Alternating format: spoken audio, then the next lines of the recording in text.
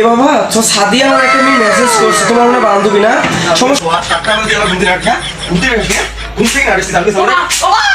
কিরে বাবা তুই এখন ঘুম থেকে উঠছিস কেন? এখন মাত্র 8টা বাজে। তুই ঘুমা আরো ভালো করে ঘুমা, একদম তুই 12টা 1টার সময় ঘুম থেকে উঠবি। এখন তুই উঠিস না, ঘুমা কেন বাবা? তুই ফোন রাখছিস কেন? তুই ফোন চালাবি, তুই সবসময় ফোন চালাবি। তোর বাবাকে তোকে এমনি ফোন নিয়ে ফোন চালা, ফোন নিয়ে আয়। তুই এখন ফেসবুক চালাবি, হোয়াটসঅ্যাপ চালাবি, ইনস্টাগ্রাম, এটা তোর বয়স না। আমার কোনো সমস্যা নেই, তুই ফোন চালা, সারাদিন তুই ফোন চালা, কোনো কিছু চালা ফোন চালা। তুই পড়াশোনা করতেছিস কেন?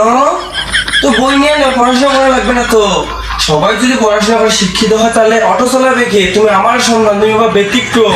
তুমি পড়াশোনা করবে না, তুমি অটো চালাবা, রিক্সা চালাবা, পড়াশোনা করতে হবে না। প্রতিদিন তোমার বই নিয়ে বসতে হবে?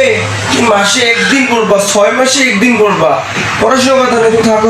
আমার কোনো সমস্যা নেই, তুই পড়াশোনা করার সমস্যা নেই। তুমি আমার সঙ্গে আমি গর্ব করে তোমার বলতে হবে আমার ছেলে রিক্সা চালাবে। বাবা তুই এখন রুমের মধ্যে কেন? সবাই খেলতে গেছে, তোকে ডাকলো না? তুই খেলতে যাবি না? তুই যদি খেলতে বাইরে বের না হয় তো সবাই চিনবে কিভাবে যে তুই আমার সন্তান? যা তুই খেলতে যা। এ বাবা তো সাদিয়া আমার একটা মেসেজ করছে, তোমার মনে বান্ধবী না? তোমার ডাকতেছে, তুমি যাবা না? ঘুরতে যাবে, ডাকতেছে, সমস্যা নেই, তুমি যাও। এই বয়সে মেয়ে বান্ধবী লাগবে, এটাই স্বাভাবিক। তোমার বাবার পকেট থেকে তুমি 200 টাকা নিয়ে যাও বাবা। হ্যাঁ ঠিক আছে, যাও।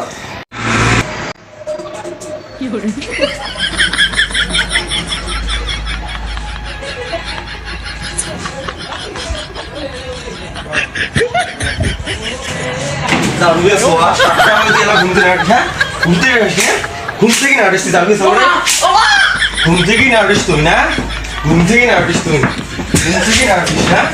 তুই থাকিস, থাকিস।